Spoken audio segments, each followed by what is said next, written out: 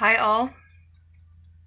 This reading is for May the 14th, 2019. We've got the Ace of Cups on the bottom of the deck to start us off. New love, renewed love. It can just represent open sharing. Lots of open, honest, emotional sharing with another person, with other people. It's a fresh, new, emotional beginning. An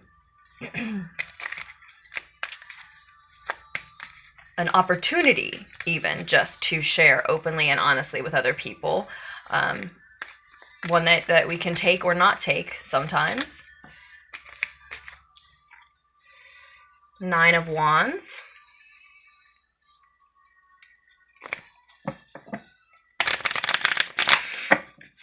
Someone may even just have a deep, intense crush on somebody when I see the Ace of Cups. So we'll see what else comes out for us.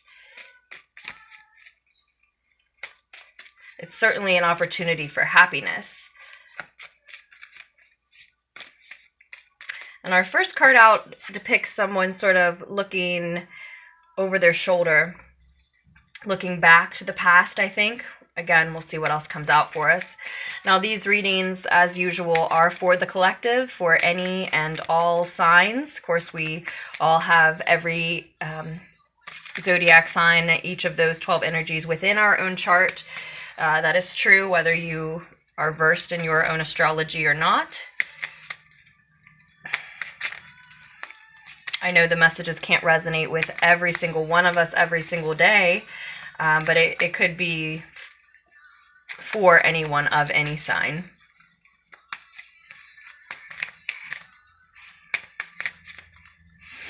The 9 of Wands sometimes reminds us that expecting the worst can attract it. For me, that's often a message that it carries when it comes up reversed, to be honest. I do read reversals. I read both ways, truly, but I like to read with reversals best.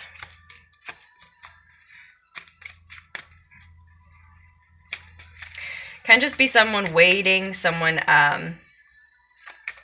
looking back to see if their past is creeping up on them. Is somebody coming back from the past? Is a fight, possibly some turmoil, something that was upsetting coming back to rear its ugly head from the past? Could be negative or positive, but this person is looking back and waiting to see if someone is coming. It can also be someone who's waiting to see if help is coming.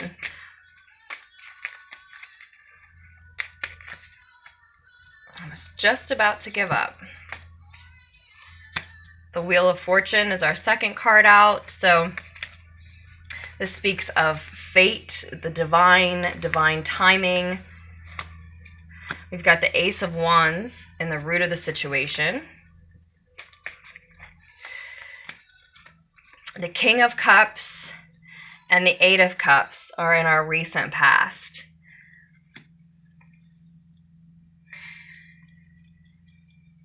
Looks like someone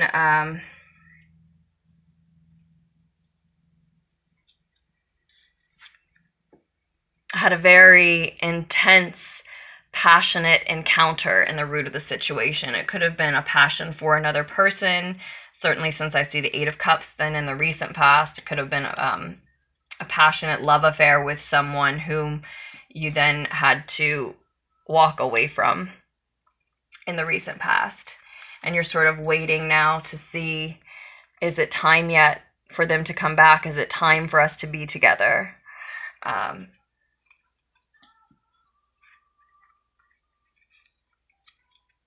this can be a burst of creative inspiration, the birth of something spiritual.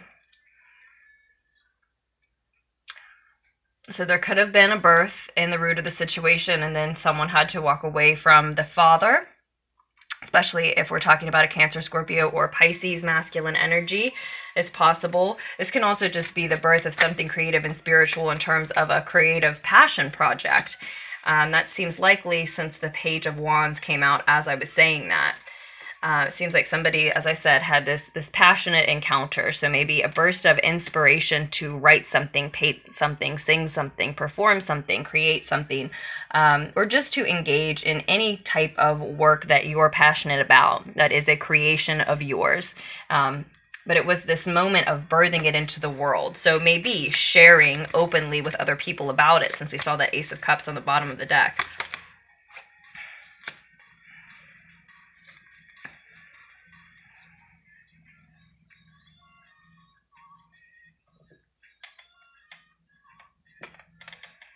Let's get a couple pieces of advice.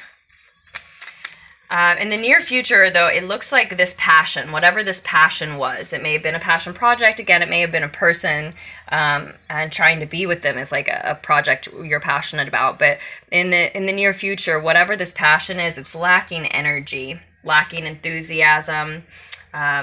You may be trying to juggle too many things at once, and that's why something you are passionate about is lacking energy and enthusiasm from you. You simply don't have time with everything else you're trying to juggle.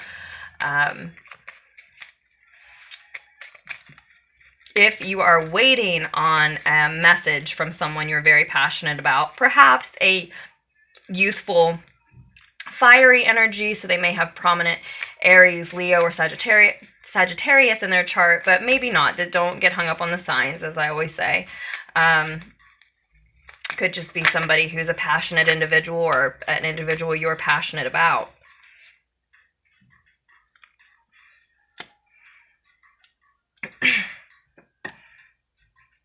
I don't see that message coming through if you're waiting to hear from them in the near future. I can't help but walk through it like a love reading, because I just see it. I just see an intense, passionate, sexual attraction in the root of the situation. Two people very attracted to each other, very intense sexual encounters. There's just a lot of passion for this other person. You may have even conceived or given birth as a result of that passion.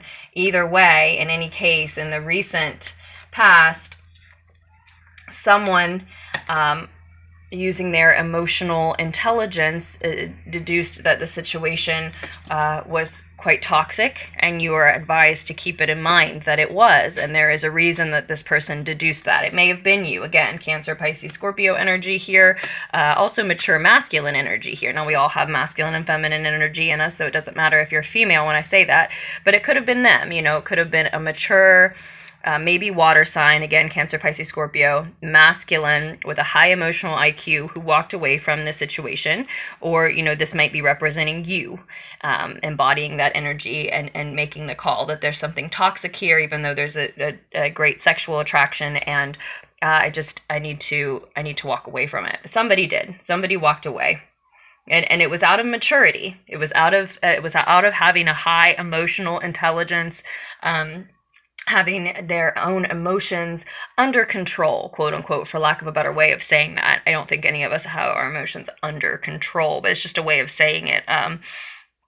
They do express, this character here does express his truest desires, his heart's desires, but he does so in a controlled manner. He doesn't just ooze emotions, tears, angers, etc. He's very measured in the way that he expresses it, even though he does express his heart's truest, most honest desire. He can help others with their emotional intelligence. That's how emotionally mature he is. Seems very diplomatic. Often comes up as a musician for me. But whether this is the person who walked away or from whom you walked away, someone did. And you are advised to notice what it is that is toxic about this connection, right? Someone has seen it, maybe both people, but certainly the person who walked away has seen it. And this is in your advice. Notice it, see it. What about the attachment is unhealthy? Acknowledge it, because it looks like you're currently just waiting for them to come back. Just waiting to see. Some part of you, at least, whether you realize it or not, is just waiting to see, are we going to hook up again? Are we going to talk again? Is this person going to come back? Are we going to try a relationship again? Maybe it was a full-out relationship, more than just sexual attraction. fate has a hand in this. The divine, fate, the powers that be, divine timing in general has a hand in this. And I think that you kind of sense that. You're thinking that maybe that wasn't the right time for you and that person, but that time may come around. And the same thing, you know, I have to walk through this like it's a, you know, romantic love sort of message, but that the same message could apply if we're talking about a passion project of yours. You felt very intensely for it, but your emotional intelligence told you it wasn't the right time to be working on said project. You walked away from it. Now you're just sort of waiting to see, am I going to see anything from it? Am I going to maybe earn anything from it, or just earn recognition from it? Is that time going to come around when it is the right time to work on it? I really see a relationship here, but for a lot of you, it may be your relationship with your artwork, your relationship with some part of yourself even, or whatever passion project it is that you are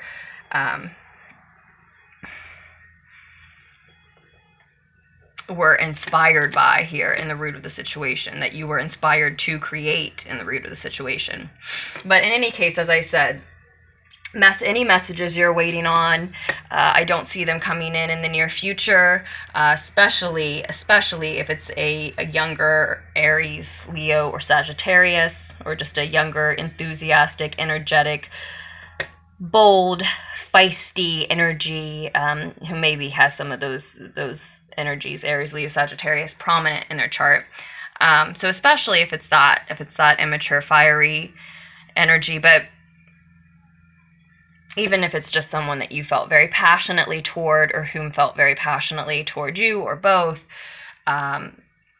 there isn't communication regarding this passion or passion project here in the near future. It is lacking enthusiasm, it's lacking energy, and it could be because someone's juggling too many things. Mostly I see that last message there in terms of if it is a passion project you're working on that's lacking energy in the near future. Yeah, I think that, you know, somebody may have too many things they're working on, but that could be the message for those of you who are looking back and waiting to see if maybe your king's going to come around, or this person is going to come around, if you're going to get another shot at this connection, that there obviously is something unhealthy and toxic about, or there was, that needs addressed. But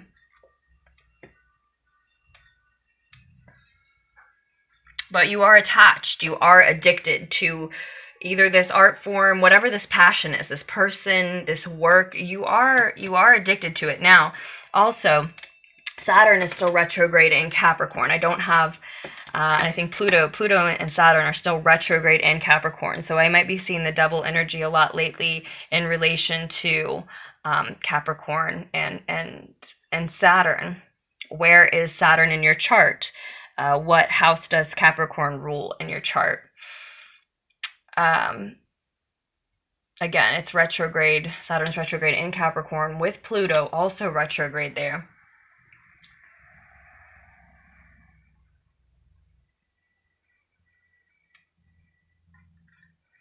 That may be, looking into your chart, may be particularly relevant in how you can move, in learning how you can move forward with this person, with this passion project, or how you can move forward without this person, move forward from this person. If you are trying to move on from someone, since I see the Eight of Cups here, I'll mention again that I did a reading recently, a pick a card reading on moving on.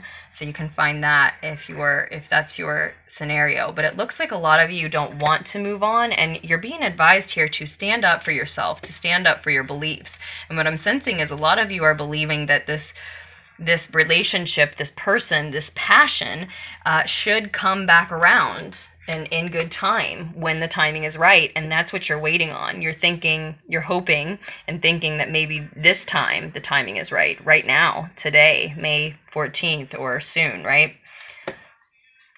Is someone going to help you with this project? Is this person going to help you put things back together, come back around, and help you address what's toxic about your connection together. It looks like these are the things that you're wondering, and meanwhile, you're wanting to defend. You're wanting to wait and defend and stand strong and stand sure. You know what you want. You believe that the two of you can still make this work. You're still believing in it. I have to say, I'm not sure you're right, but that's not for me to say. I just don't feel an overwhelming energy of like this connection can be if given a chance. Instead, I see the Moon card, and yes, there is divinity in this distortion, in this dark, because that is the light that's being shed. We often need to ask for help from the divine. When I see the Moon card, we need some light to guide our way, because there is a lot of confusion as well. This definitely represents that all is not what it seems. There's divinity to be found in that distortion, hopefully divinity to guide you through that distortion, but the fact of the matter is things are distorted. All is not what it seems. You do need a light to guide you, and it looks like your advice is to allow that to be an inner light, your own voice. Do some meditation, spend some time alone, some time in solitude. I think you're being given this opportunity, right, to look within and to find that guiding light as far as how you should move forward, with whom you should move forward, inside of yourself, through your own meditation, in your mind, in your heart, in your moments of quiet, in your solitude. And you don't want that opportunity, so you're just sort of refusing that. You're either not wanting to be alone, you're just someone in general who just doesn't want to stand alone, as you are advised to here. And enjoy the fact that you have many suitors at this time. But you're either just not wanting to stand alone, or you're just so addicted to this person that you were with somebody, that you were when you were working on a passion project, or just this other individual. You're just hooked on them. You just really want to be around them all the time. It's one of those two things. You just don't want to be alone, or you just are so addicted to them you really want to be with them. Again, insert passion project instead of person if that's how it applies for you.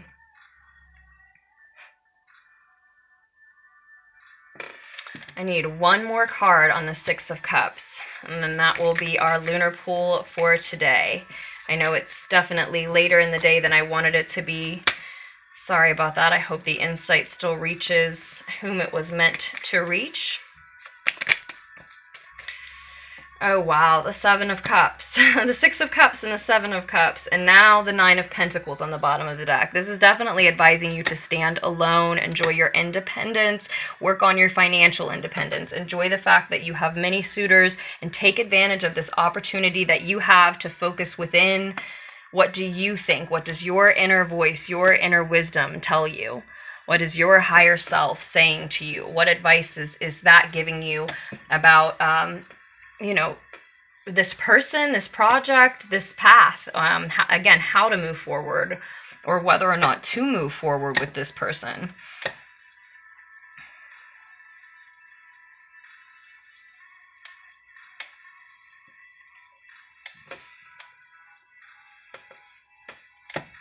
Yeah, this is it. This is it. This is the fated opportunity right here that you're crossed with. I lost it now, but I showed it to you in the Four of Cups there. This is the fated opportunity.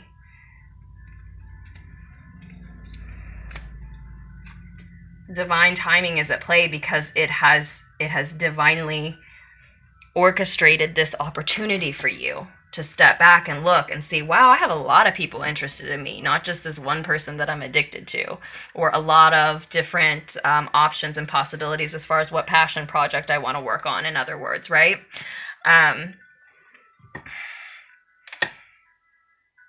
There's nostalgia for this person.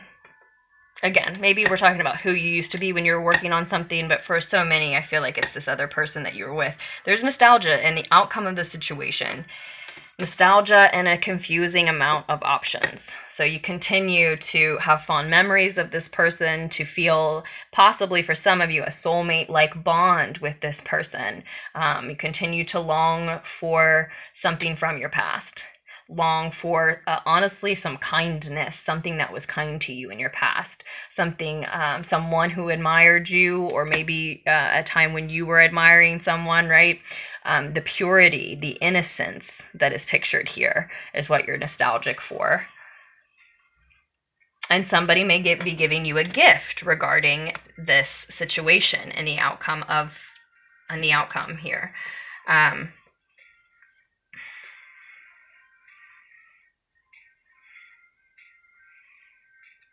Regardless if that comes to pass in the future or not, you are being given one now, and that's what the message is about. You are waiting, looking back to see if something is something you used to be passionate about that either walked away from you or you walked away from. You're waiting to see if it's coming back.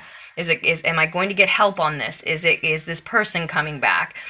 You're waiting to see. Am I going to be wounded again? Am I going to get a chance to do things right with this kind, innocent, pure energy from my past?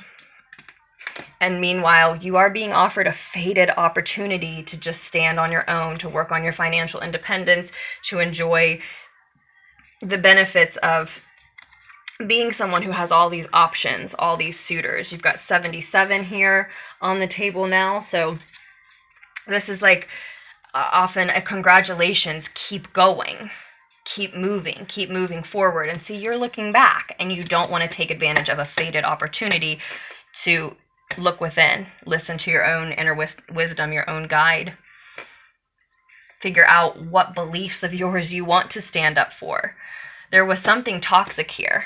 Was it about disagreeing about beliefs?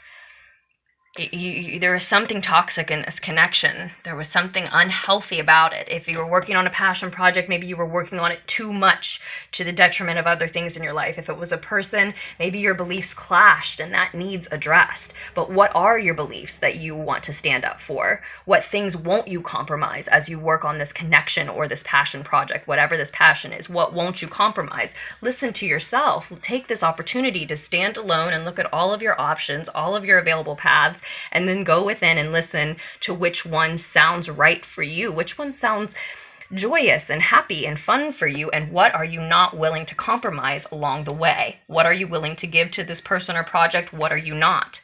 What parts of yourself can you see molding and changing to fit with this person or project, and what will you not? Only you can answer those questions, and this is your fated opportunity from the divine to do so. That's why they gave you or this other person the strength to walk away from something that you were so passionate about, so that you could have this opportunity to make sure you know who you are and what you want before you get lost in something else that you're very passionate about.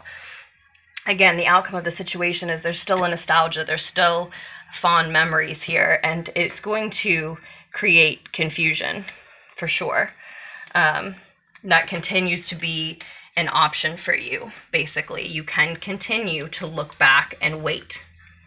You can. And you can miss every fated opportunity if you're lucky enough, when you're lucky enough to get others. If you miss this one, you can continue to miss fated opportunities to be alone, be in solitude, and look within. But it's divinely, you're divinely guided to take advantage of it, and it's something that was divinely inspired, divinely orchestrated.